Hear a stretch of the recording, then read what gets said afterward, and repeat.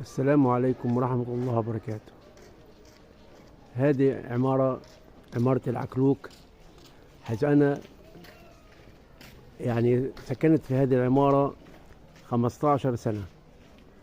لي شقة في الطابق السادس، وابني المتزوج له شقة في الطابق الثامن، وأيضا إخوتي يقطنون في هذه العمارة. هذه العمارة تتكون من 80 شقة. في يوم 8/10/2023 قصفت من قبل الجيش الاحتلال الصهيوني، وهذه العمارة بعد ما قصفت تم تشريد 80 عائلة فلسطينية، كما فيما بعد قصفت أبنية كثيرة ودمرت حارات كثيرة في مدينة غزة. فأين أنتم يا عرب يا مسلمين من هذا الدمار الشامل اللي موجود في غزة؟ صرخة ونداء: أغيثوا أهل غزة، أغيثوا أهل غزة.